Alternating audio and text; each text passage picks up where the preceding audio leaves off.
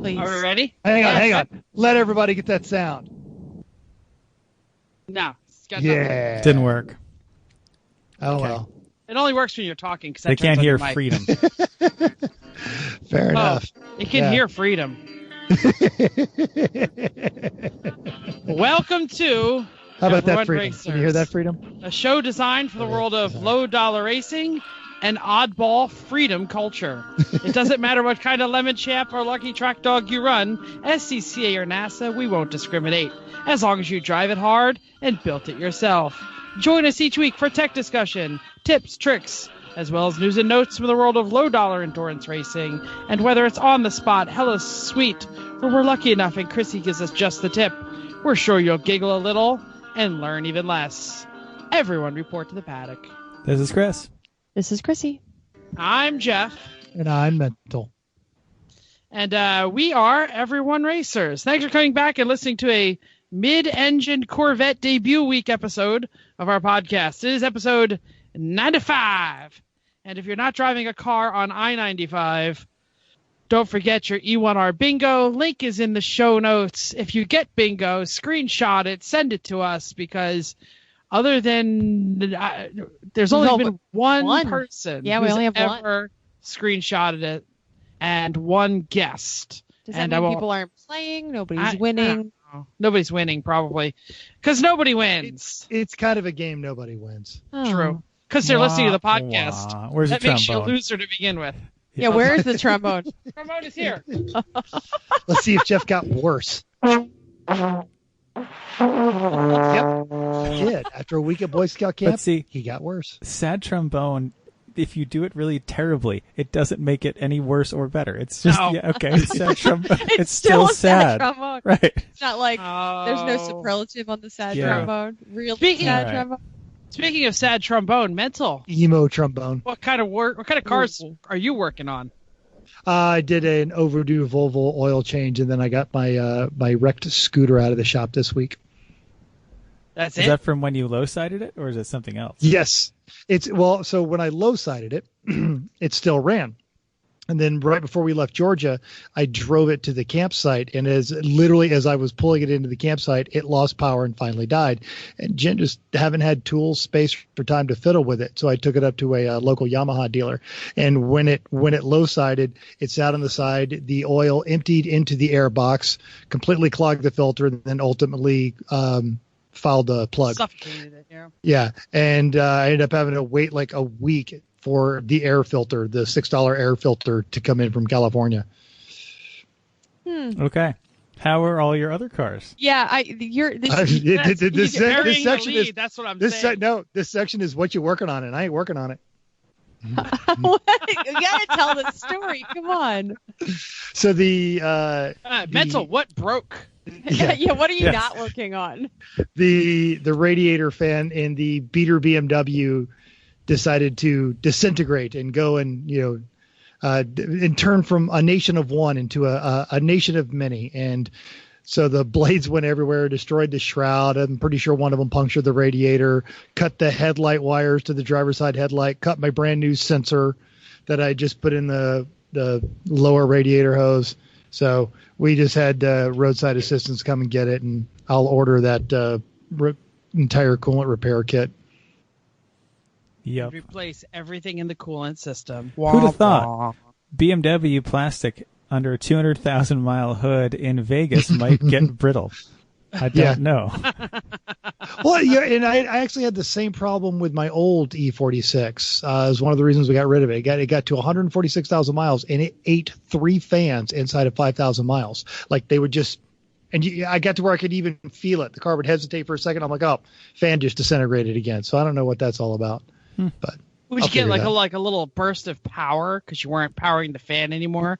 Like that 0.2 horsepower would like all of a sudden. You're like, it would actually feel like it was stalling for a second, and then suddenly start running warm. Got it. Yep.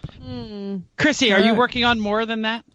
I am actually, as some of the internet saw, I posted up this weekend doing some maintenance on the long roof. I did an oil change, which it needed very badly. We took the wheels off to try to investigate a whine, which I thought could have been the power steering. So recently I also got a recall done last week for a power steering pump, which was great. So all of that is replaced on my 232,000 mile Mazda. That's always fun. New parts in a very old car. I was gonna say, isn't it great when you could take back a hella old car to the dealer and be like, "Hi, I got a recall, so you need to fix this." Basically, yes. And then everybody the tech don't care. He's getting paid. Right? Well, but everybody at the dealer, I think, liked the car because they were impressed. Actually, when I picked it up, they were like, "So we tried to move it, and we found that reverse wasn't in the same spot because it's a 6-speed, not a 5-speed." And you haven't updated your shifter lever. Oh no, I have. But I said the shifting pattern on the stick is correct, and they're like, "Yeah, I know. It's just not where it should be." And then they said, and we had to put a normal jack under it to jack it up, because it didn't fit under. So damn low. So low. In the weeds, yo. I know. So that was pretty awesome. Got some cred there. We can't figure out what's wrong with it. There's a whine that's back, and there's also a pop in the front. We tried to wiggle some axles, and it doesn't really seem to be that way. So we're just gonna wait till it gets worse and figure it out. Yes, Mental. I got a lot of miles on me, and I have a tendency to whine and pop, so maybe it's just age. That's a better joke than I was going to talk about. I was like, where drinks? I was going? like, red wine, Faygo pop. What do you got going on that thing? Faygo, yes. Go ahead. Whoa, I got a Juggalo reference in tonight. I'm excited. Good. It's not anything on the. I got a pry bar in there. I pried against everything in the front suspension, trying to find any play in anything. Nothing. Like whatever it is, it's so subtle. It takes so much pressure. I can't get it to do it. So it's just gonna have to get worse. Really. Very fortunately, it was one of those ghost issues that Chris says there's nothing wrong with this car, so you drive it and you figure out what's wrong with it. I know you have, but for a while, hold on. I'd like to suggest that our notes say, even though Chrissy had some wine, Chris couldn't get any play. No? Okay. No. I'm kidding. I mean, what else? What else are you working on? All right, so like, I'm not good. working on what? Jeff tried on that one, and it wasn't too far off. Yeah, but he sat for a long time to try to think about it, which was funny. Okay, anyway, so whilst at the Mazda dealer, I test drove a 2019 long roof. So just because we've got to start test driving cars eventually, I need to come up with what I'm going to drive after the 2007. 3 is another 20,000 miles if it makes it that far. So I drove a Mazda 3. And nice car. I'm going to add this to it's going to be its own segment because it's going to happen more often now that I drove one. I'm kind of excited to drive some more. And so I like the car. I hated the size of the hatch. It is tiny compared to my car. Tiny. I know you want the hatch. Look at the sedan. But I need a the hatch. sedan's never going to work. For life. Never going to work. But the trunk opens bigger. The trunk opens bigger than that. Yeah, but I need to put like coolers out and around. Missing the hypotenuse to put a lot of stuff in. Really. Yeah. We have a sedan. We've tried it. It's the hole is too small. The space might be bigger, but the hole is too small. It is. That's true. Yes. Yeah. No, on the 3 hatch. Well, in the hatch, the hole is pretty big, but the space inside just isn't nearly as big. The angle doesn't go out far enough, and it's narrower than our current one. Yeah. Yeah. So I think mine's a little smaller than yours, Chrissy. I agree. Absolutely, it is. And this one's even smaller. So now it's tiny, and that's the part we don't like. But we got time, so it was a good place to start. The interior was gorgeous on it, though. It was really nice. Lovely. Yeah. Yep.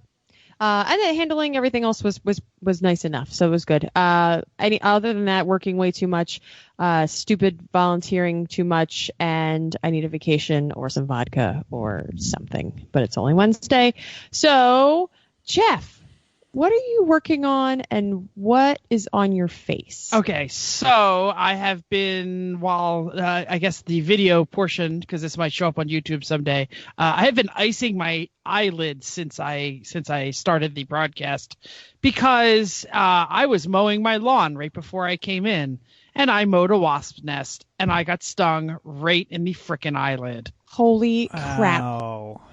Just like Chris Elliott in Something About Mary. Yes. So just one. I assume, like, I got, when it hit me, I got off the lawnmower. It's a riding mower. I got off the mower pretty quick and got inside the house. Like, it basically hit my face. I had sunglasses, stung me, ripped it off, threw it in the grass, turned off the mower, jumped in the house, said ouch. So only one sting, though. I mean, your only eye, one sting. Yeah, totally only one terrible. sting. So that's good. Was it actual wasp or like because you tend to have no yellow idea. jackets? He didn't Yellow see it. jackets tend to be in the ground. His eye was closed. You know what? It probably was a yellow jacket of some sort. They're so mean. Because I went out to spray the nest later, and they didn't look like little hang-leggy things. Is it out in the middle of the lawn? Yeah, pretty much. Okay, then good. None of those spray things work. I've tried all of them. You just need to pour some gasoline down it and light it on fire, and that's pretty much the only way you're going to kill that thing. And it has got to be after the sun goes down and they're all in there. That's the way to do it. And I couldn't do it where it was under the bush right in front of the house. Hence, we have a dead bush outside of the house. Because I sprayed every single possible chemical down that bush. Boiling water. Well, all the chemicals, you name it. It hurts, but I'll survive, and it's not puffing up too much because I keep icing it. But that's not what I'm working on. That's just why I look so goofy and squinty today, and why I might be a little bit more bitchy than usual. But anyway, I did miss last week's show. Oh my gosh. It was incredible, by the way. I listened to it, and if I didn't know all you people, I might actually be a listener because it was pretty darn good. I had a list of grievances, but I'll skip those. Is it like your previous list of grievances that you basically just say you're not a good person? I don't remember saying that. It's not Festivus. It's not Festivus.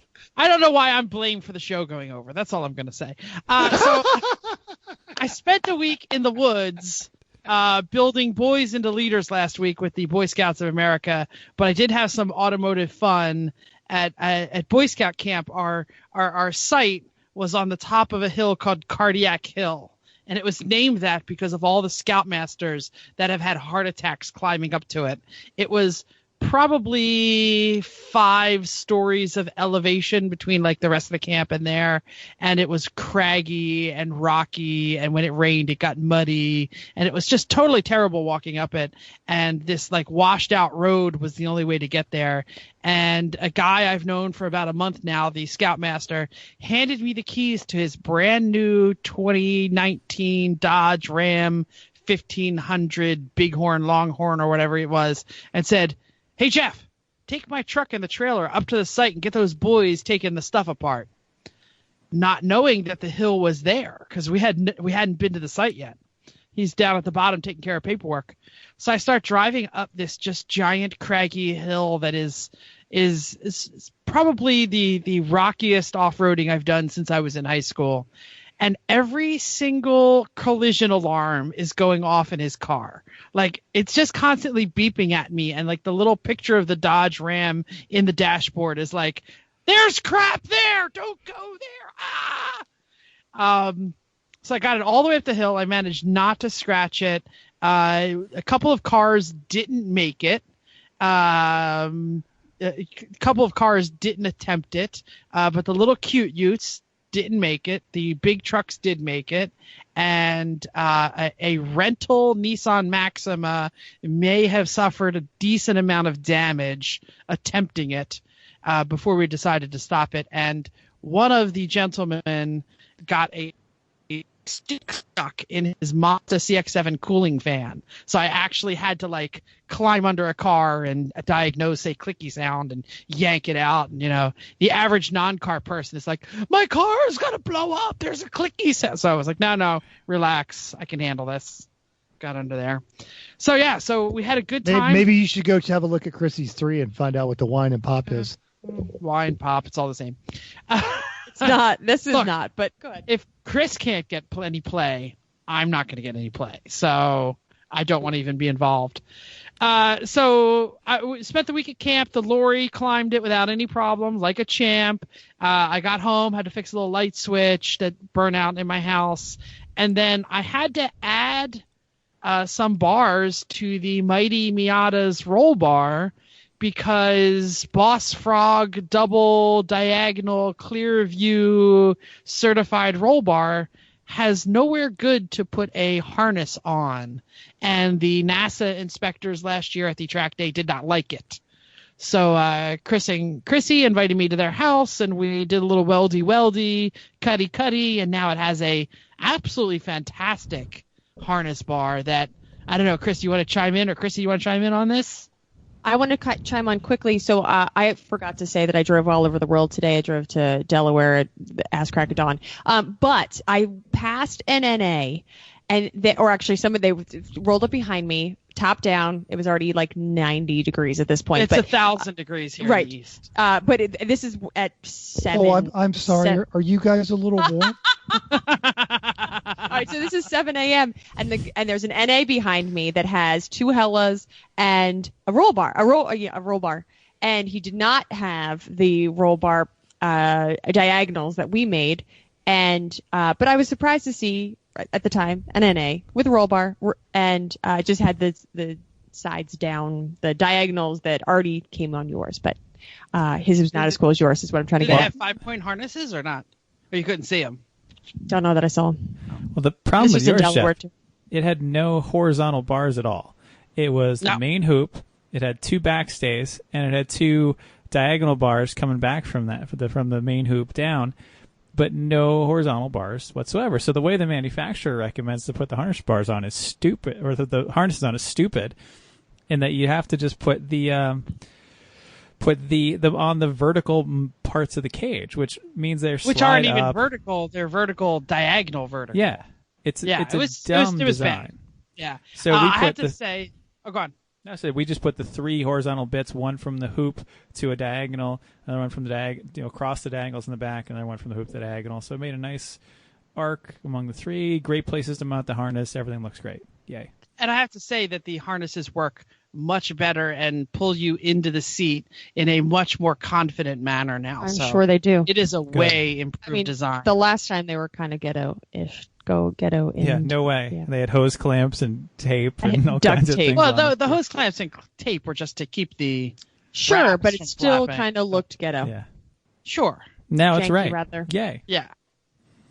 Great. And I guess we should mention that the reason that we put this together, because we're going to a NASA weekend this weekend. Yeah, did you miss the show last week? I did, but I said we should have to assume that the listeners don't listen every week, because who the hell would? And they forget what happened last week. I was going to say, because who the hell would put themselves through this pain each week? There's like 4 people. 5 of people, right?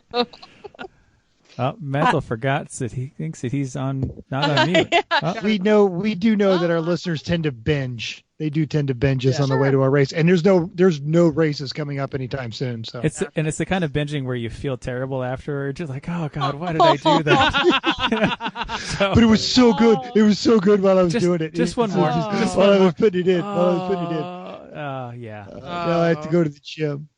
Yeah. Chris, why don't you tell us what you're working on? Well, I fixed the Miata roll bar with you.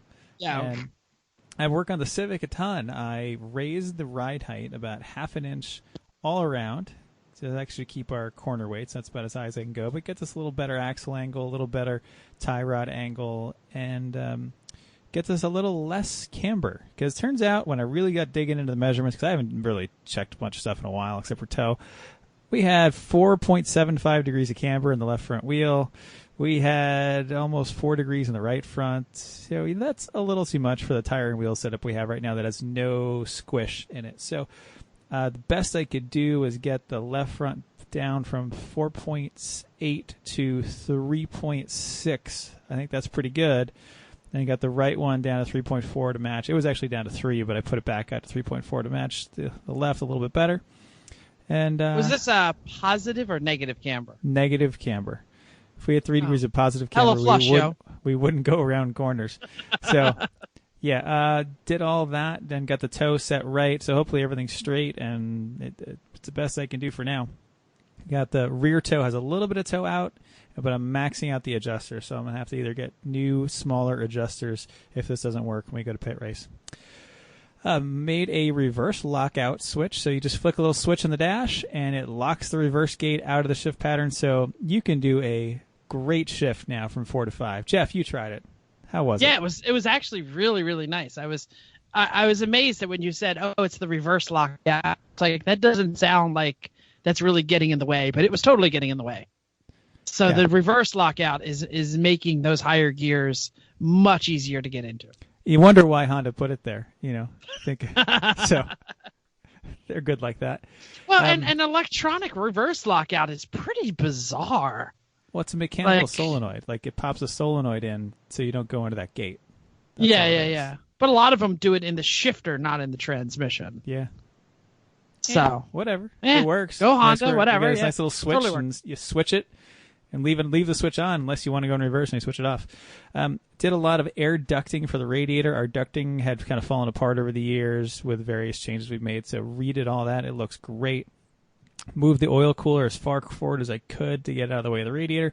And just today, a larger radiator fan arrived. The fan is actually even too big. I have to return that. But the radiator, man, it fits, but it's tight. I've had to cut more of the car away just to be able to fit this thing in. There's less and less Honda in every race. Uh-huh. So is it time to go with that tube framed front end now and just hang fenders on it? We're not quite there. That whole must maintain OEM crash structure stuff. Yeah, the crash structure is still there. I just keep cutting away the rest of the bits of the core support and things around the headlights and the bottom of the hood and underneath stuff like that. And yeah, it's a lot of it's gone now. But the Circle Track aluminum discount radiator fits. The hard part is now the radiator hoses, because the lower one is going to be like a U with another U on it, going from 1 3/4 to 1 1/4. I don't even know how I'm going to do this, but I have to do it tomorrow because that's all I got. Yeah, I'll figure it out. It'll work, and it'll be wonderful. I've started to diagnose an electrical draw on Snowflake, because Snowflake, when you leave it sitting for a week, it drains a brand new battery all the way down. So, Mental's looking at you like my dog looks at the TV. I know. Yeah, so dude, the first thing that's new. No, first thing I'm doing is yanking out the stupid remote starter, because those are always evil. And then going fuse by fuse with a multimeter on the current setting and seeing where is the draw, because it's got to be there somewhere. It's a brand new battery. It shouldn't go dead in a week, but it did. It was right when I got it back too, with the one you had in it, Mental, the yellow top. I left it for a week, dead. So, yeah. Okay, because it used to set sometimes for that long. We never had that issue. Interesting. Yeah. Sorry. Okay. No, whatever.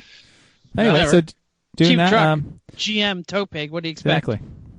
I changed jobs at work again, so I'm doing 2 jobs for like a little bit now, and yeah.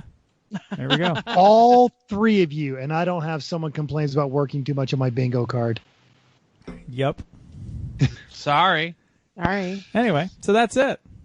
Don't you shut that. News and notes time. Every year, folks, we have that Gearhead Gifts Guide. And, well, okay, we've done it twice, but that's not the point. This week, Larry Webster, who's a former EIC over at Road and Track, he's now the EIC over at Haggerty, has published a book called Never Stop Driving. It's got stuff from Patrick Dempsey, Mario Andretti, Jay Leno, not to mention Jack Baruth and Zach Bowman and a bunch of other folks from Road and Track. Larry calls it a love letter to automotive purists, crafted by extremely talented writers and photographers. My dream scenario is for a car nut to read it and think, these folks get it, and pass it on to someone else with the words, this is why driving in cars needs to be preserved. So it's got all kinds of great contributions. We've got a link to it in our show notes. It's worth giving it a look.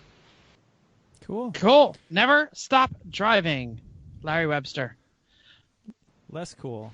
Nyan car is for sale on the West Coast. Those guys are decided to retire from Lemons. Hope they come back, because that car was hilarious. I always would laugh when I saw it. It never got old. Really. And this is the original 5 Series BMW Nyan car. Because there's been a few impersonators, hasn't there? Yeah, there have. But this was the best one. They did really. Can you tell us what a Nyan car is? Well, there's an internet meme called Nyan Cat, So I would suggest if you don't know what it is, Google Nyan Cat, and it's one of those videos that just goes on and on and on and on and on, and it's the same thing. And initially it's annoying, and then you kind of like it, and then it's annoying, and then you kind of like it again. But repeat. When the car's going around the track, everybody, as soon as it comes around, thank you.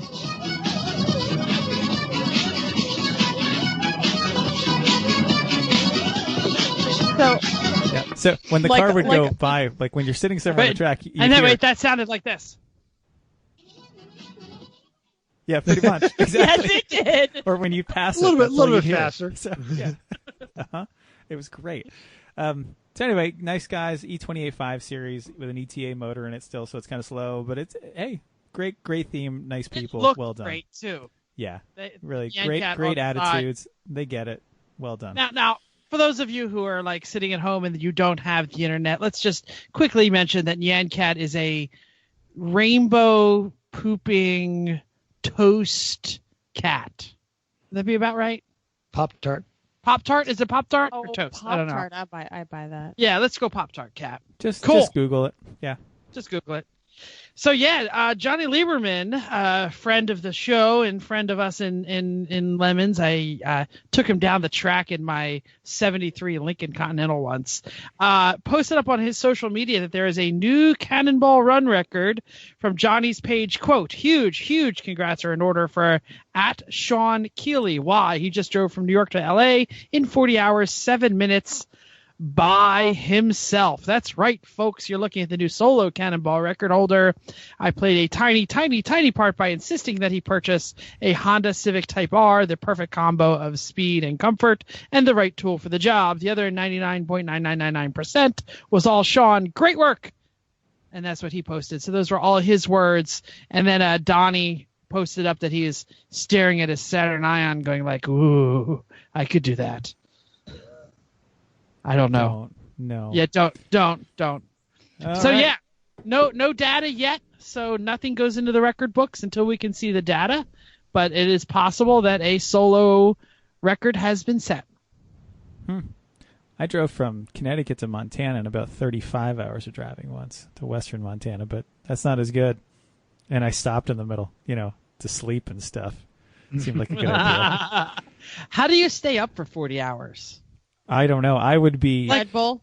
Like in the 70s, you could just, take a couple of drugs and be fine for 48 or so. But... You're not just going to do Quaaludes all the way across like in the original Cannonball. But, I suppose Quaaludes is the other way. Sorry, damn. Shows what I need. Right. Obviously, Chris knows also, about that not stuff. going to do Quaaludes when driving. I was right. That's bad. But let's see here. Let's see if I drug reference. Benny? Is that an upper? Can someone confirm? I don't know. We're not drug people. Oh, well. Well, anyway. The Air Force may or may not prescribe things like that to their flyers. And they're doing thousands of hours in the plane. Anyway, let's keep going. Race results. Yeah. And if you want to hear us talk about your team name and results, tell us. We'd like to talk about people that we know because that's fun. Totally. You could both be someone we know and someone funny because funny is always a great way to get on here. So tell us about your weekend, too. That's actually even the best part. We like to know how things went, and I think other people too. Hear about the experiences, because that's what this is all about for all of us. So tell us. Absolutely. So Bill Crew and the guys from Champ Car were at the Brickyard this weekend with the TireRack.com Indy Grand Prix. Saturday, second place went to the Premium Dudes in a boring 88 BMW. But the next day they took the top spot. Sunday, second was Crank Yankers. And then third was Round 3 Racing Bandit in one of their 99 Bosters. And Sunday, the third spot went to the Burnham Racing crew. Before we get off this, I'd like to say that the Champ Car also got fantastic team pictures at the bricks for every team that was at the race. So they got that's fun. Picture standing around the bricks and a picture kissing the bricks. That's actually the kind of stuff that Champ Car is known for. They don't focus on some of the more delightful aspects we enjoy, but they really do focus on getting somebody a good experience. Yeah. Any idea? Excellent. Is there a road course at the Brickyard, or did they go around the oval? Yes, that's how they do Formula One. Okay. Got it. Cool. Hey, some of the good cars. R-Bank Racing CRX was 5th. Sunday, their Saab was at the highest as it's 9th. Landshark Civic was 30th, and Sunday, not so much. RVA Graphics, Audi V8 Quattro did exactly as well as everyone thought, as in 88th. Then they swapped to their BMW on Sunday to dominate and got 77th. Wah, wah. Wah, wah. So I have the adventurous here. Despite our predictions, one team, Jackie X Mitsubishi 3000 GT, took overall Saturday 4th and 5th on Sunday. Tuttle Motorsports and the Mitsubishi Eclipse had a bad weekend. Drunken Squirrel Racing in their 88 Cougar ended up in the EC class. I have no idea how that happened. What the heck could be in that thing to make it EC? But they took 3rd and 6th on Sunday. British Empire Strikes Back in their 77 Triumph TR8 was 74th, but redeemed Sunday with a 35th. J-Bugs Racing 70th in his 73 Super Beetle was 37th. Ponder that for a moment. 55 cars running a race got whooped by the Beetle. Yo, man, are you out there? I want to see you. Anyway, Sunday they were 36th. So I had the funny ones, and the following teams were in the funny group, and the best one of these made it to 30th, and all of them were the 50th or worse. So means if you're funny, that's fine, but you probably did pretty poorly. So the good, bad, and ugly in their 84 Camaro. That means all 5 of the ones 50 to 55 were probably pretty funny named. They were, right, drinking team with a racing problem, Escort, more chump than their 93 BMW. There might have been a few more that we reported on. Everybody did very poorly. Very sorry that you had very bad weekends. Now, WRL was doing the double tap, so they were at Brainerd International and Road Atlanta. And at Brainerd, Saturday was won by SD Faces, 2nd North Loop Motorsports, 3rd Braunschweig. Ooh. Our pick, Blue Bayou and a Camaro. Hey, they got the curse, DNF. On Saturday, finished 9th on Sunday. Podium Sunday was North Loop Motorsports, Ambitious but Rubbish, and KBT Racing. Cool. Adventurous picks at the end of the running cars, but hey, they finished. Virtually Worthless in their VW Golf was 13th Saturday and didn't race on Sunday. Rat Patrol in their TR7 was 14th and 12th on Sunday. JMC Motorsports in their Jetta, 15th on Saturday, upgrading to 13th on Sunday. Anybody know the totals in these? Oh, the Brainerd had like 20 something cars. Got it. Those were the last 3 of the running cars. Everybody else was going to say 15th and 13th. That sounded pretty good until you said 28th with all the DNFs. Hey, they're basically middle to the end. But they finished. They Got it. did. Go for Broke Racing, BMW, 4th Saturday, DNF Sunday. Noobman Racing, BMW, DNF Saturday, didn't race Sunday. This is a sad group. That's a lot of DNF. Why do I have the bad? Funny is bad now. Face Down Racing, Supra, 9th Saturday, clawed up to 5th on Sunday. So they were also obviously at Road Atlanta for the Peachtree Grand Prix. Team ACP and Rensport KC were 1st and 2nd on Saturday, and then on Sunday ACP did it again. 2nd was Old Fashioned Motorsports. My friend Tyler Hoffman Racing was 47th and didn't make the start on Sunday. Wah wah. So at least there were 47 cars going. So yeah, that's good. Casey Carden took 4th and 5th Saturday. I don't know how with one guy, and 2nd and 8th Sunday. It's amazing. Shaky Dog had a high of 10th, 12th on Sunday. Poisson Hall Motorsports Development was 3rd, but couldn't repeat that on Saturday. It's just it's spelled we just make you read that. Possien. They should make it Poisson, like French for fish. That would be funnier. It's not. I totally read it. Yeah, we thought it was. I totally read it that way. I'm just going to call them. Anything in possibly a foreign language, Chris hall. has to read. Yeah, we'll just call it the Fish Hall. Fish Hall Motorsports. These are in English, so I can read these. Biohazard MR2 was 39th both days, very consistent. Hong North in their Trans Am was 12th and 17th. Go Hongers. Inactive, spelled weird. Motorsports, Mazda 626. Sky Active, but inactive. I know, just not spelled that way. 14th Saturday, no Sunday results, and the Chattanooga Tourenwagen Meisterschaft, maybe. V 2.0 BMW 32nd Saturday and 38th Sunday. That's sad. Yep. Sad. So now it's time for some... Oh, I was going to say, we're in the summer doldrums, taking a couple weeks off, right? We don't have a whole lot of races coming up. Not for a couple weeks, but yeah. I mean, there's always someone racing, but we just didn't. I know, look it up, so yeah, we'll figure something out. We're going racing next weekend, sort of. Well, not racing. NASA's racing. We're not racing. Woo. We're just watching them. Yeah. Woo. Anyway, good times. Time now for Listener feedback. feedback. It was. So, Randy K posted to our board and said, "Luckily, I was listening to episode 94 at work alone and didn't have to apologize to anyone about my grumbling at Bill. My wife calls me Coyote, so I jumbled my last name to get Coyote, and I live in Ohio, so Coyote, Ohio. Coyote O. Remember that? Yeah. Was never going to reveal it because I've had some podcasters I listened to pissed at reviews I've left. It's all fun. The situation it created was too great not to share, and I get to keep my job. So, bonus. I'll leave Bill's review for the strawberries on his own podcast. I just got home from work is not a valid excuse. There's a mute button. Show some love, Bill. Show it some love. Love the podcast and hope to see you at the track someday. Hey, Randy. Thanks for posting. That was fun. We got a big kick out of your first review. We totally did. We laughed. So Randy is the one that posted the original gummy bear complaint. Is that correct? Yeah. Yeah, okay. Just making sure. Exactly. We had no idea who it was. And so I'm glad Randy owned up. We think it's hilarious. We do think it's hilarious. So do we know who Randy K is, although we were protecting his identity as Chris shoves gummy bears in his mouth? Right? Or some kind of food. Where did you get some? Where I was just down. I got it next to you. You're in the kitchen. I didn't know what you ate. What you got? Doesn't matter. Fine. I don't think I've ever met Randy, but he's in Ohio. So.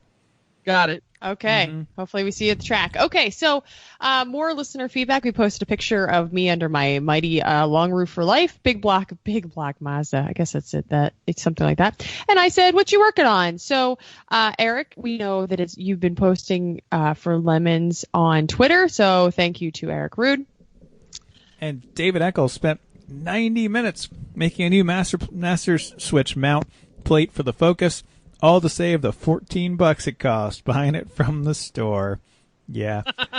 Who else has done that? I'm raising my all hand. of us. All of us. Every time I do, I say, damn it, I should have just bought the stupid plate. You don't think it's going to take you 90 minutes. You're like, I got this. And you start cutting and you start bending. And then you're like, well, I can make it a little better. And you fix it and you bend it and you fix it and you bend it.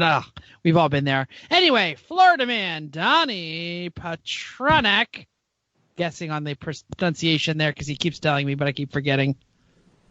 He said he got the Pimp DeVille running, hit the junkyard for race Camry parts, and now he's enjoying a legit Cuban sandwich and a slice of key lime pie. So he eats Florida just as much as he loves Florida. That sounds a delicious meal, though, really. It does, absolutely. I was a little jealous.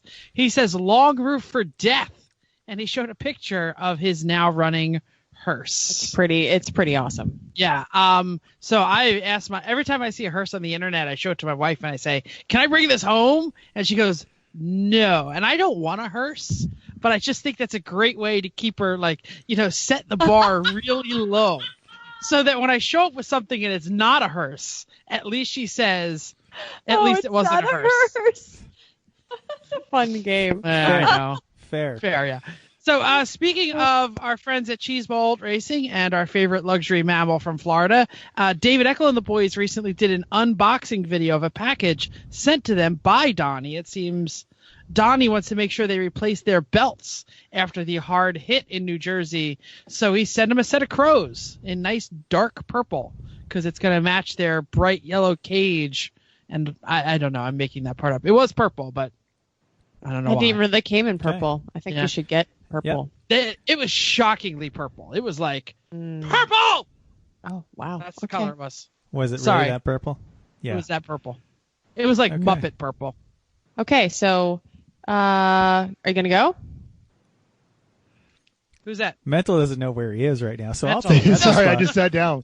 Mark Firmer is doing regular maintenance on a sweet 2011 Mazda 2 daily driver and about to dig into a Kaiser project. Ooh. You have to call it Kaiser Soze, too. That's got it. Like, the license plate has to be Soze. Wait, I was gone for like 7 minutes, and you guys only got through 3 comments? Yes. So, Eric K., between they're long Kid comments. Stuff, Younger starting camp tomorrow, and band practice, I'm trying to trace the location of a back of a back of a head leak on a 2003 Audi. Started to pull apart the 993 C4 to replace the CV boot, replace the front snubber on the Audi. He's got a lot of work going on. Well, it's an Audi, yeah. Yeah. Greg Smith was doing yearly maintenance on his RV, the Dutch oven, and some not so yearly maintenance because, yeah. Greg. Mm-hmm. No, wait, is that his RV? That's the Dutch Or oven. is he actually working on his Dutch oven? I'm pretty sure his RV is the Newmar Dutch Star. Yeah, but affectionately known as the Dutch oven. But Greg is a connoisseur, and he might very well have like some fancy, because he's got a pig roaster. He bought something to only cook pigs. He doesn't need to do yearly maintenance on a household piece of cookware. Well, you do, because you have to re-season it. It's cast iron. He's not spending the day doing that. Okay, let's keep moving. We've got a lot going on here. This week on... Where's Jeff tells a stupid story that goes nowhere. Right? Where's I have one? that. Yes. All right, so Michael Krenzer was caging Mark A. John's vintage rear-wheel drive Mazda 626 Coupe, which I think that's the one we saw at Pit Race, wasn't it? Sweet. I think so. Yeah, that was great. Yeah, it is. Co-owner of the 47 Plymouth, also their dying throttle cable. They did a nut and bolt check. Okay, it's still your turn. Oh, sorry. And Matt Ferenchek was de-derricking their car. Cameron Lopez is doing toe pig brakes. Very important. Whoa. Scott McMichael said, for starters, putting air in the dirt late model. Yeah, I think you have to say this the right way. The dirt late model. You got to say it with the right accent. The tires, and rolling it out to sweep out all the dirt crumbles.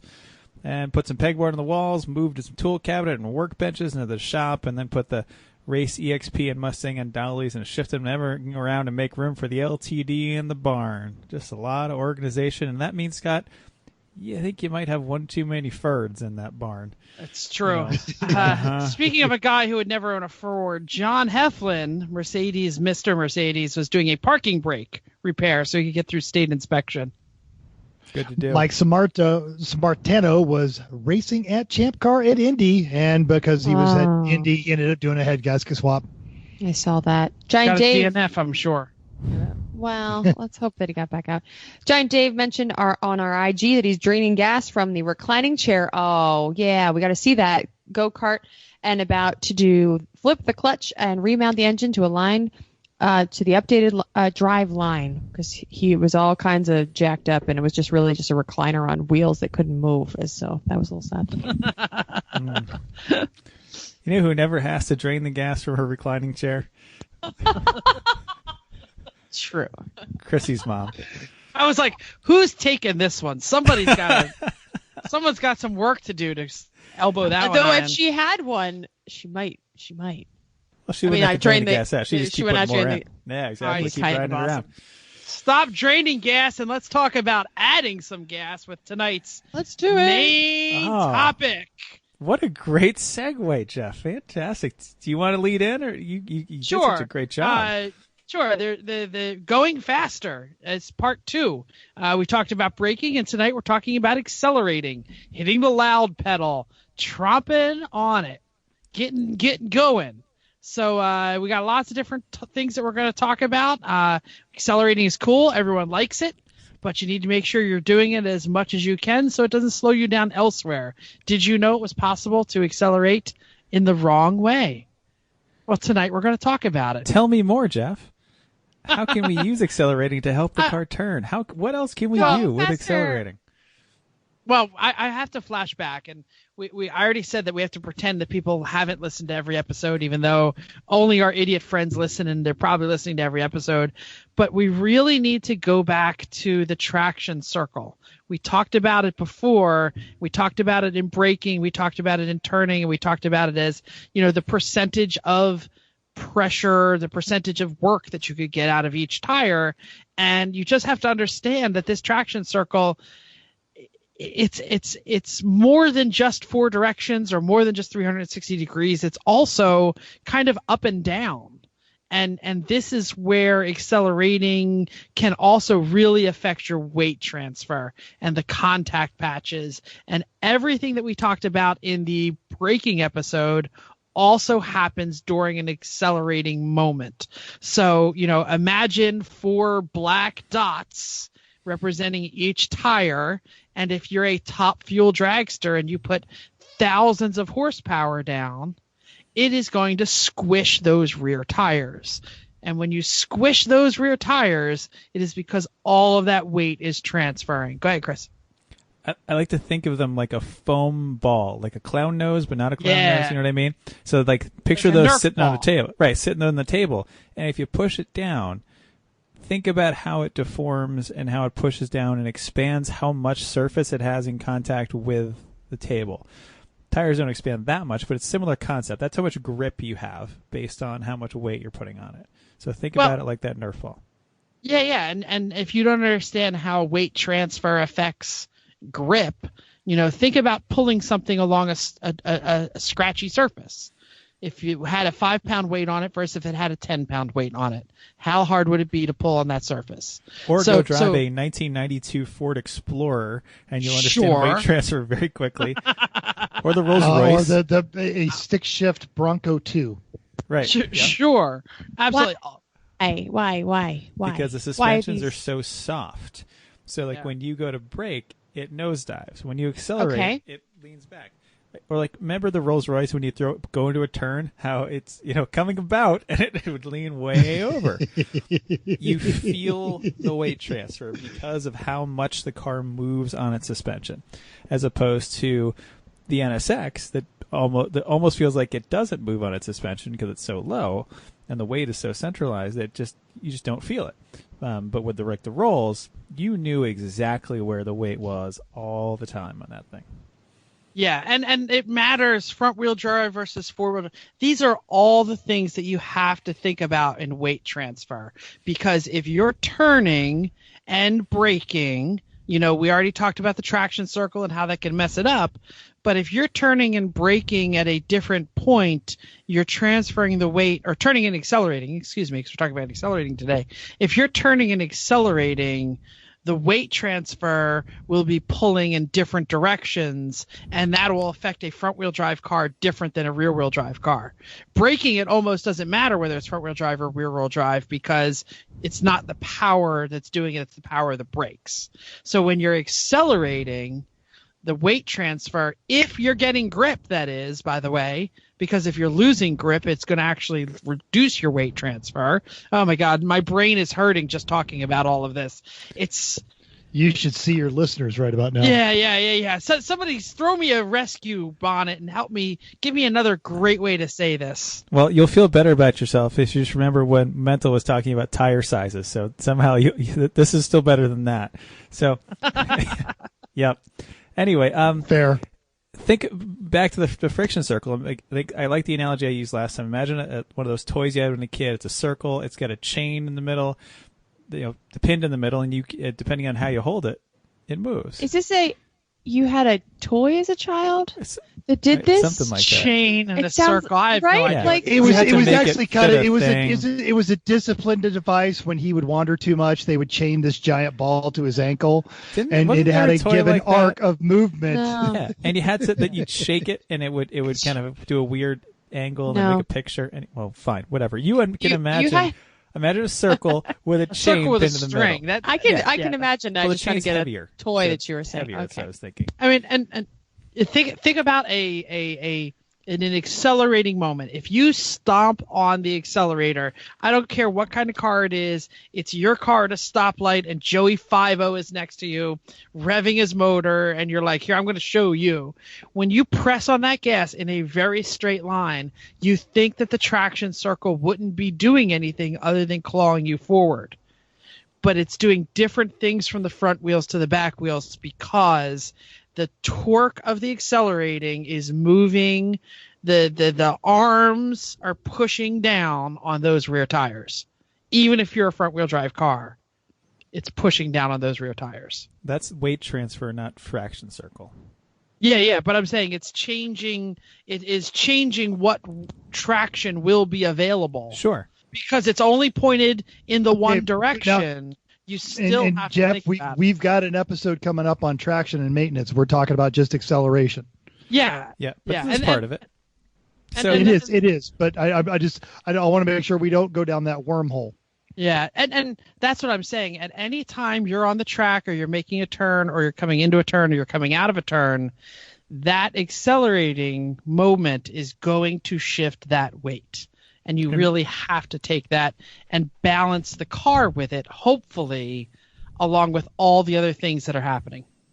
And that's when you have to figure out when exactly you're going to accelerate and also when not. Because if you accelerate at the wrong time, it's going to screw you up. So in general, you want to accelerate as much as you possibly can. If you're not braking and you're not turning, maximum turning, you want to be accelerating. We're racing. That's why we're doing it. We're going fast. So you need to find the time where you can start accelerating the earliest possible point that will also let you can make the turn you're making without pushing too wide. If you can't if you're accelerating and you end up pushing wide, then either that means you need to apex a little later or get in the throttle a little later so you can make that quarter. So that's when you want to start accelerating to get to that point. Mental. So we're getting into the weeds about this, and the lesson that you, dear listener, need to take from this is that acceleration is not a simple process. And this is anyone who listens to this podcast does understand how infuriating it gets when you're talking with other sports fans and they go, "Oh, racing? That's not a sport. I do that every day." But these same people that could be in a church league don't think that they should be playing in the NBA, or because they go run around the block twice a week, don't think they need to be running the Boston Marathon, but they think that racing and driving is easy. But knowing exactly when and how much throttle you're going to give the car, and there's a number of factors that go into that even before you start thinking about the weight transfer. So it is a complicated subject, and it's something that within boundaries of safety you should experiment with lap to lap. Yep, and also, how do you know if you're giving it too much throttle? That's another thing. Everyone just wants to stomp on the gas because that's fun, right? That's what they do in Fast and Furious movies. Hell yeah! And some cars you can do that. Some cars you can't. Compare it to like either an on-off old school light switch or a dimmer switch. Some cars, like the Honda, when we had 120 horsepower and a great suspension, everything was great. It was pretty much an on-off switch in that throttle because it didn't have enough power to make the car do anything bad. You were never going to spin the tires. And by on-off, he means never turn it off. Never, ever turn it off. Just use the brake. Keep it going. You were close, yeah. So you didn't have enough power to get yourself in trouble. You didn't have enough power to spin a wheel. And when you transferred weight with the accelerating, it wasn't even transferring that much weight. So there was never anything you're really going to do. Like if you have a high horsepower front drive car, well, we'll get to front drive in a minute, but so you just have to figure out where that balance is. Where if you start accelerating and it's too much and you end up putting too much weight to the back, try easing off a little bit. And then eventually, by the time you pass the apex of the corner, you want to be full throttle. So it's finding the balance of your turn-in point and your acceleration point as you're coming into the corner that determines where you should be and how much throttle to give. Mm-hmm. So, and I love the fact that you mentioned that it's not only the amount of horsepower, that's a big part of it. It's how is that horsepower going to transfer to the car based on its suspension, because that 150 horsepower, Bronco 2 that Menzel was talking about has probably the same amount of horsepower as that Civic, but that Civic is sprung differently, driven differently, throttled differently, and all of that matters. The most immediate feedback, if your vehicle is capable, that you have given it too much throttle too soon, is that you lose traction in the rear tires. You don't have to lose all of it, but if you are breaking traction in your rear tires, or as the kids call it, drifting, then you have applied too much throttle too soon. In a rear drive car, yes, absolutely. Sorry, but even if you break your drive, thank you, Chris. You're right. If you break your drive wheels loose, because I didn't do it, but I was convinced that the Civic can do it now. It'd be tough with those fat meats in the front, but I've done it. Everyone's done it in the snow. You're turning and you hit the gas. Yes, snow mental. I'm saying snow, fine. Rain, sand. You hit the gas, even the wheels turn in a front drive car, and the car just goes forward. Like you lose it because you're off the edge of the traction circle. You have asked too much of accelerating to be able to turn. So therefore, all you're getting is accelerating, and then you're even over the end of that because you're spinning the tires going straight. So that's too much accelerating in a front drive car. Is either going to make you push wide, just because you're going too fast, or push wide because your front tires have given up turning because they're being forced to use all their traction for accelerating. In rear drive cars, just like Mental says, if you give it too much, the rear tires will start to spin because it's off the end of the circle, and then the back end of the car will start to step out. It'll oversteer, which, drifto, have a good time. But that's when you need to start thinking again about how are you giving it the throttle? Are you being like a light switch, or are you being like a dimmer switch? And if it starts to step out on you in a rear drive car, don't just pop off the gas. That's going to actually be even worse. You want to ease off just a bit, just enough to get back within the bounds of the friction circle you have. Yeah, Mental. And what he just described is how every single Mustang leaving a car show has managed to plow into a crowd of people because they give it too much gas. The rear tires break loose, which they do intentionally. Then when they realize they no longer have control of the direction of the vehicle, they immediately lift off the gas, and you have what's called lift throttle oversteer, and it slides into a crowd of onlookers. Yeah, lift and trailing throttle. It's even worse. So, and one other thing too is use this acceleration to balance the car and to help it turn. Like, I'll use a front drive car as an example. If you're in a front drive car, you're coming into a corner, you've lifted, you've turned, and the back end starts to step out. That means the traction, you've run out of traction in the rear. The rear is over the edge of the friction circle. But apparently the front still has grip, at least has more than the rear. So you need to move grip from the front to the rear. That is exactly a great way to say it. Move the grip. Right, so what you do is think about pushing on those Nerf balls. You need to push on the Nerf balls on the back a little bit more. How do you do that? You transfer weight to the back. How do you do that? Is you accelerate. So that's when you get on the gas, but you don't want to get on the gas so much that the front ones become too unloaded. So it's finding that balance of on the gas enough to move the weight transfer enough to get you back within the bounds of your friction circle and keep going. And the same thing applies to rear drive. Except in front drive, if you go too much, you just understeer. In rear drive, you go too much, then you have your oversteer problem again. Just a different reason why. So find the balance. And I'd like to call out Vicky from Garage Heroes here because she was having trouble controlling some of the oversteer in the Ombre. And what I told her... That was just in the paddock, though. True. What I told her was that, every a little bit of oversteer is not always a problem. The problem can be correcting it wrong. And that's where, popping off the gas versus modulating the throttle is really important. And that's why the throttle is not just for the go fast. It's also for the turn fast. Modulating the throttle is a great term. And we should talk about that in one of our cornering episodes because that's all about balance. So what event was Vicky? I can't do my. Yeah, you can sing your song if you want. Jeff, what event was Vicky at? I think it was pit race, right? Pit race. What was she doing there at pit race? Getting black flags. Okay, who gives black flags? What racing organization? Stop it! Just come on. Chrissy, sing your song. Craigers did that day. Right. So as we're talking about this, I found, and I wanted to put this with the topic of light switch or dimmer switch because, as Chris said, the old Honda used to be on off. It was you're either full gas, and if you are slowing down, if you brake too much, you're back on the gas. It was back and forth. As our cars have gotten faster, we've had to take a little bit more time to. It's not on off, and on off makes it too abrupt. And while it still works you can still accelerate. It's unbalances the car. So at last year's HPD, so it was right around this time, I had been taking the S's in the back at pit race, and instead of braking, I had been doing kind of ballerina toe as we talked about braking. I like to just set the nose, brake with my big toe just to kind of slow me down a little bit. But I found that I didn't need that, and I found that if I could take all of these S's in the back of pit race, I could not have to brake, and I could still make it through, and I still didn't go off course, and I cut off 3 seconds to the lap time. It was amazing. So I decided to sing a song.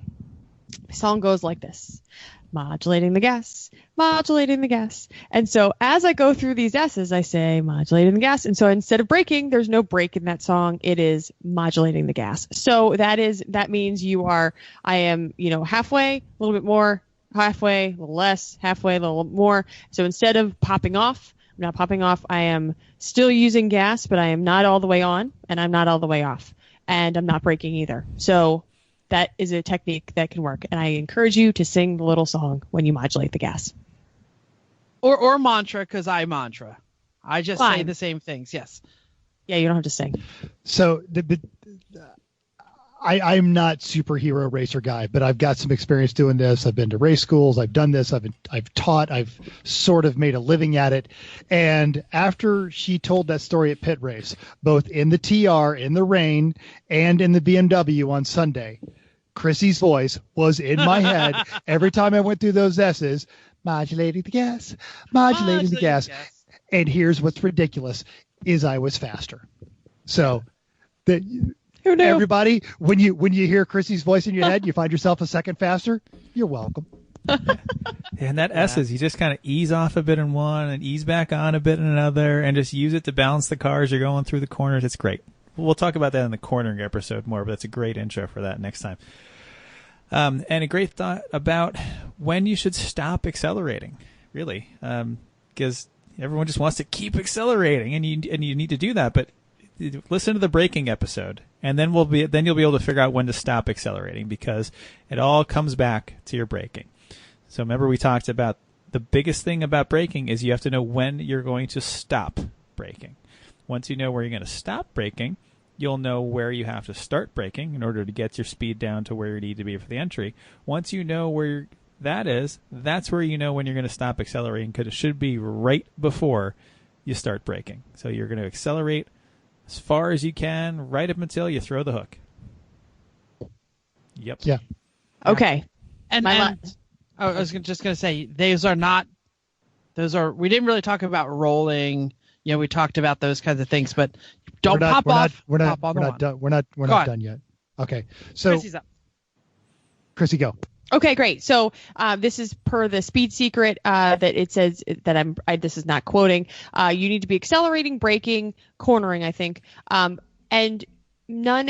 that's you should be doing one of those things every time as you're driving.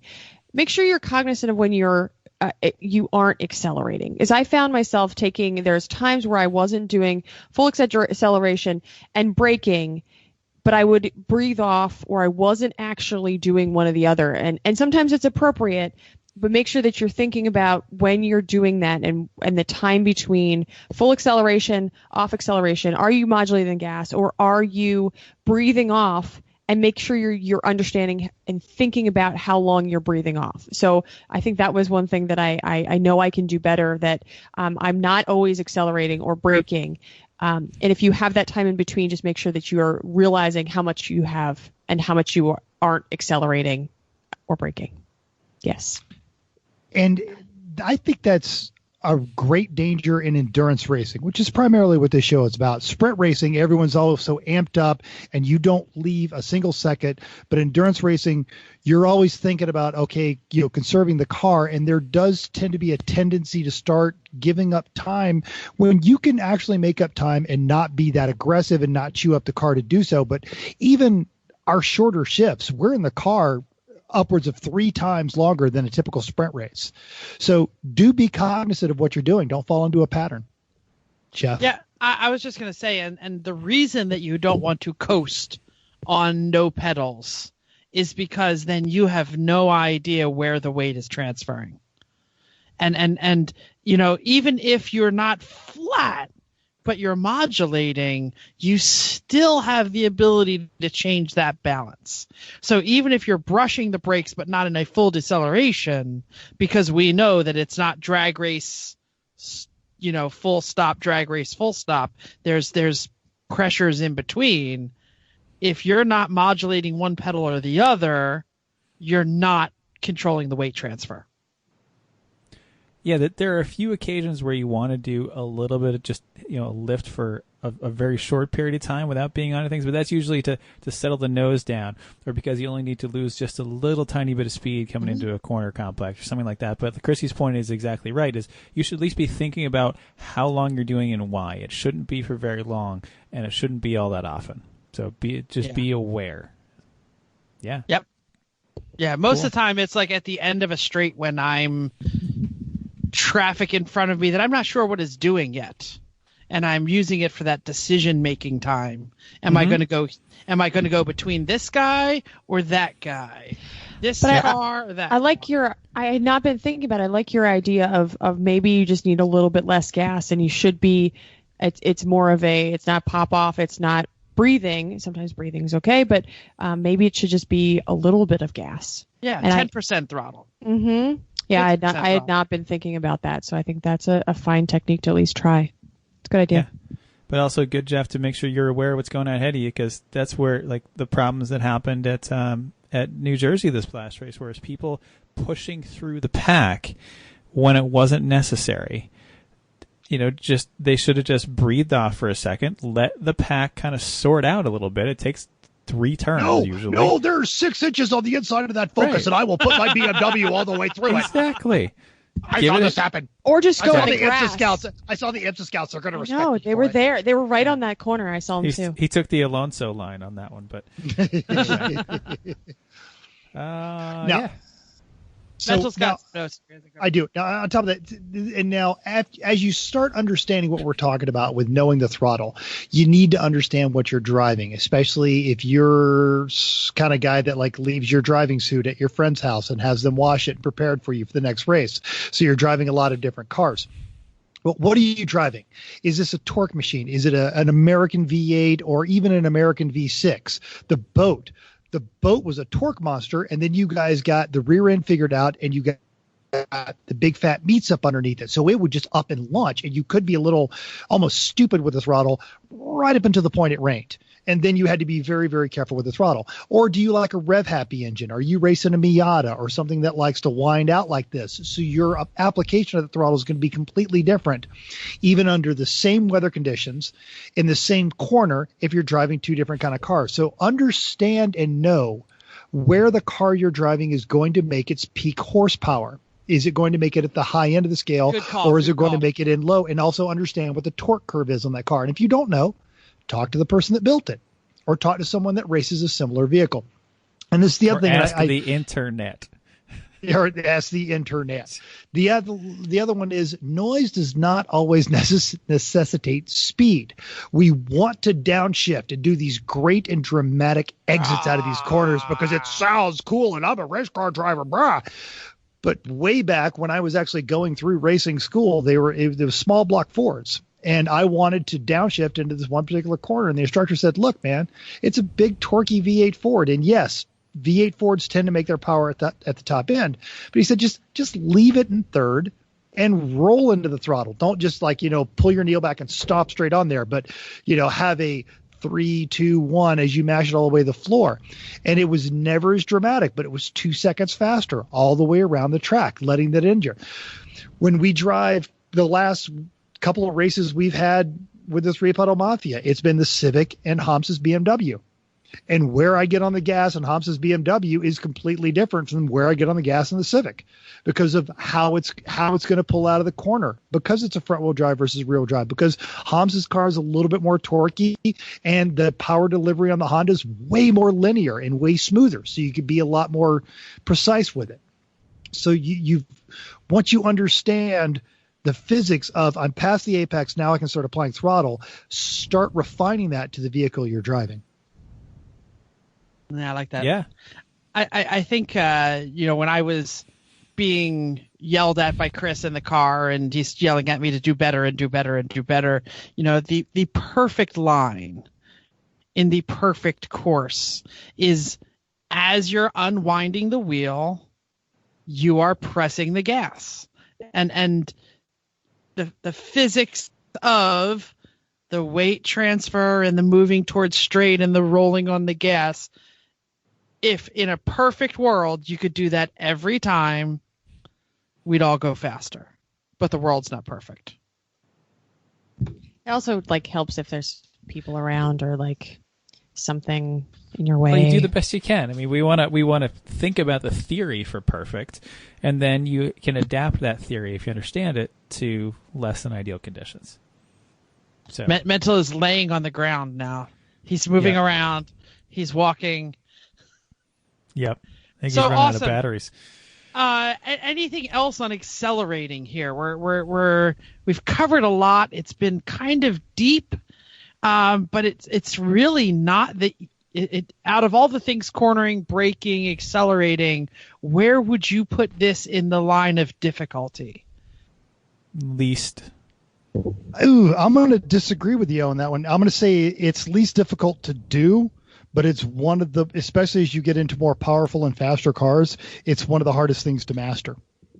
I think it's probably the easiest to figure out, but the easiest to also, get some testosterone poisoning and screw up. Is that a thing? Should I worry about that? No, you don't have to worry about that. Okay, good. That was concerning. Well, maybe you should, Wow. because if you ever hear Nemesis in your head, you might be a little red misty. I think the loud pedal gets people in danger more often than the brake pedal. And some cars, it just makes you giggle too. Like I like the NSX. When I drive it, and I have that problem. Or yes. Actually, the one thing that's good about Greg's purple Mustang is that is the 3/4 shift. You make the 3/4 shift, and it slams you back in the seat as you keep going, and it's you go hee hee, and then you go to turn, and you get mad at the car because it can't turn and it can't brake and it can't do anything, but it goes straight. It goes, baby. The whine of the supercharger in the TR7 will make anybody giggle like a schoolgirl. Or when the Civic hits VTEC, and it goes, right? Yeah. And then when the Civic hits VTEC, it goes harder than the TR7. It just doesn't have the drama of the TR7.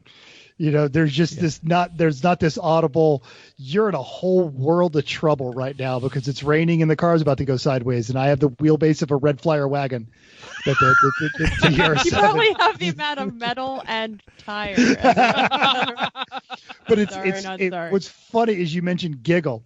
There was a Twitter conversation where somebody posted up that, no V6 engine sounds good accelerating, #fight me. And the number of posts immediately, of course, the NSX was mentioned.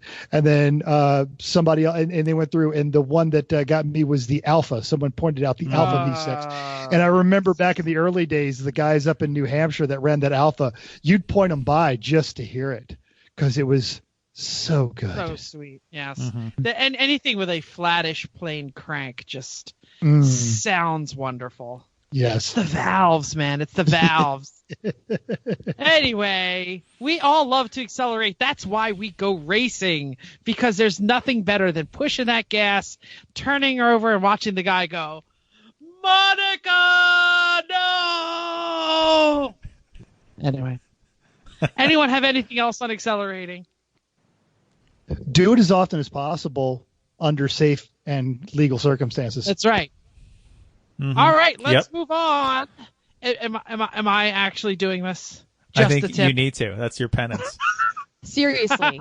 Uh-huh. Tell them the story. So we were just okay, go ahead. So we were welding the harness bar into the Miata. We all were working on it. You welded. You welded the whole time.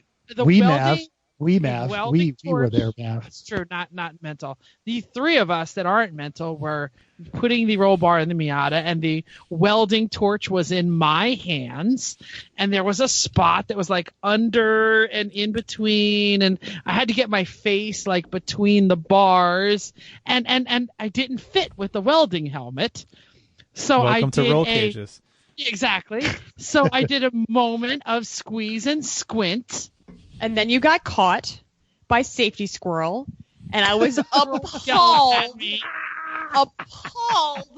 that that you what? It was a moment. Your helmet was in your hand. I know, but I couldn't get my head in the place. Did you squint, or did you at least close your eyes? I did a No, full you close. did not. You squinted. I saw you looking. I watched you. Yep. Chrissy. No wonder your eyes are messed up. I've been staring at welding longer than you've been alive. Don't care. And you have that helmet with the gorgeous giant viewplate too. Oh, So. I know, but I couldn't see. I literally, it was this long. It was this long. I'm done. I don't care. Yes, that works very well for our listeners, Jeff. Good job. It was listenable. Go Well, on. here's a tip to go along with just a tip. If you're going to do something like that, you can't get there. Shut your eyes fully, hard, and then do it by sound. Like weld by sound. If you have welded enough, you can weld just by sound if you know approximately where it's going to be. And then 100 times this. Look, I can almost see again. Exactly. That dot, it's still there occasionally. Dot is still there, but I think it's the wasp. Your eyes are kind of itchy. So it was not a good thing. I would not suggest it, and I haven't done it in 100 years. And I did it there, and Chrissy was absolutely right. It was dumb, and my eyes were a little spooky. Shut up. They were. And honestly, God's honest truth. Way. You're lucky she was there, because I had a friend who was a delivery driver, and he did the exact same thing. And he's like, oh, yeah, it itches a little bit. Then the next day he wakes up and he can't see. And he has 2 days of work for this crap because he couldn't drive because he couldn't see. Now, I had a little blinky after, like a little like, "Ooh, don't do that again." So yes, yeah, because Chrissy got don't on your case and squint. No, because I was done. Because I literally went bip, bip, and it was. You done. did, but I was still appalled that I heard the welding and I saw the welding mask in your hand, and so I said, "What is going?" Because I was standing next to Chris, so I was like, "What is going on?" All right. It doesn't happen. Speaking of songs that Chrissy sings, she'll walk through a lemon's paddock and go, "Don't look at welding." I do. Or I just yell at everybody around me when I look at welding because it happens every time. Okay. It's like a ham sandwich. Like you just have to look at it. Like, ooh, is someone eating that? You know, like, ooh, is somebody welding? Oh, I looked at it. Damn it. And I like actually yell at people. People look at me like I wasn't. Like, no, but I was. And so everybody around me should not look at welding. We always go, welding? Where? Who? Right? All right. Okay, you had another. No, I think we could do it next week. We are 1 day away from the Corvette. We are recording. What day? Say the 17th. Say 17th. Yes, tomorrow 17th is of the July. The international debut of the 2-spoke steering wheel, much lamented. Finally, for 30 years predicted, finally released mid-engine Corvette. Yeah. And next week we're going to do this in more depth, but I am going to ask a really quick around the table, hella sweet or but terrible. People are already complaining, old people with money, old people who buy multiple Corvettes, which we have talked about in the past, that is pretty much the main section of Corvette purchasers. Robot arms, insert robot arms. You cannot put a mid-engine car and call it a Corvette. Hella sweet but terrible. GM totally changing the theory of the Corvette. Around the table, go mental. So the Corvette's already mid-engined. It's just a mid-engine, front-engined, whatever. Just and here's it. Quit your whining. Does it increase the chance you will purchase it? 0% to 0% is not an increase. Oh, okay. Now that is actually a good question because I am the target demographic, and you're not old enough. He's getting there though. About 50, retired from the military, thinks he has great hair, whether he does or not. Yep. No Tommy Bahama shirts. So I'm going to say it actually does increase the percentage because the chance that I'm going to buy a Corvette right now is 0. And if this one is interesting enough and I can it's the same reason I had to get rid of my Harley. I just can't be a part of that demographic. Chrissy. I say it's something cool and different. I agree that there are a certain type of person that buys this. So if they can get into a different group of people that are interested in it because it's something different, then I think it's great. So yes, try something new. Chris. I like it. I applaud GM for trying to do something different to push the envelope. That's great. It does increase the chances I would buy one. You know, it was 0 before, and now it's a non-zero number. Right. That's kind of where I am. Yeah. Right. And you know, the old guys who were complaining, so a lot of them are still going to just grumble, still buy a Corvette because it's a Corvette. I think some people are going to go buy a Camaro instead because they want a Chevy front engine, rear drive, and face it, the Camaro is especially the good Camaros have Corvette performance these days. So there you go, and it's in easier. In many cases, a lot more than. Yeah, and it's easier for the old guys to get in and out of the Camaro than the Corvette because it's a little taller, a little bigger doors. So there, you know, I think that could work out.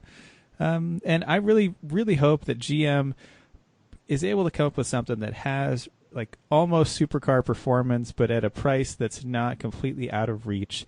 Even though, yes, the interior is going to be crappy, even though, yes, you know, there's going to be compromises, I'd like to see that kind of world beater at a lower price. And that's really been the formula more than anything else in the Corvette, because it is way cheaper and 90% the speed and the track car of your mid-level 911s and Ferraris and things.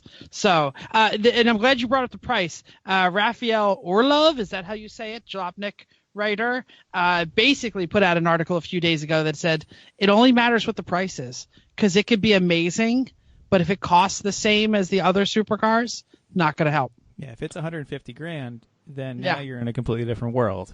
And most of those people who are buying Ford Corvettes, GTs. Yeah, he put the number at like 130. If it's 120 to 130, doesn't matter how great it is. It's got to still be in that like start in the 60s somewhere. Yep. You got to be able to get the weak model brand touring version. Yeah, well, because you still want, you know, the guy who's like a skilled tradesman, but been doing it a long time, and had his family, but just wants to treat himself. He's done well enough, and he wants to get a Corvette. He still needs to be able to approach that. So, hey, my mother-in-law, she bought the Corvette brand new in 2006. It was obtainable to her. There was no way she was going to put $120,000 down on a car. But for $50,000, I now inherited a Corvette. Mm-hmm. Cool. Well, there we go. We'll find out tomorrow. Yeah. Who's going to plug next week's show? Chrissy. That's me. So next week we will be talking about how the HPD of in death heat, which is supposed to be about 97, and I think the low is about 75 or more. That sounds so nice. Supposed to feel 110 though. So right, and then we're going to be standing out on tarmac. So it's going to be a hot weekend. So we'll tell you how it goes and how much we modulated the gas, because we're totally going to do that. And then we'll talk about something else, which we're not sure, because we talk about fun things, and we'll figure out and have a great time next time. Awesome. In the meantime, watch all of our social media, because they're going to be all over that Instagram and that Facebook, folks. Insta what? Thanks for downloading us. We hope you enjoyed this week's edition of Everyone Racers. We'll also hope you'll join us in the world of driving, racing, and building, because everyone can be a racer, even you. If you enjoyed this podcast, subscribe. It's totally free. Then go to iTunes and give us a 5-star rating. Even if you hate us, give us a 5 stars and tell us why. If you have any questions, show ideas, drop a comment on our Facebook page, Everyone Racers, or email us at everyone.racers@gmail.com. Find us on Instagram or Twitter. We'll be posting up the Pittsburgh, how does Mental say it? Pitts race? Pitts race. Yeah. Armed Pitts race all weekend while we do the NASA Mid-Atlantic track day. What exactly do they call it, Chris? I love this. You know exactly how I refer to the track, but you can't even talk about the event. It's the NASA. What is it? No, there's a name for it, right? I know it's an HPD weekend, but it's more than that. Great Lakes Region. No, it has a name on it. It does. I don't remember. Pit stop. It's the pit stop. That's what it's called. So anyway, thanks again, and until next week, keep the shiny side up. Unless there is no shiny side, then just keep the wheels down.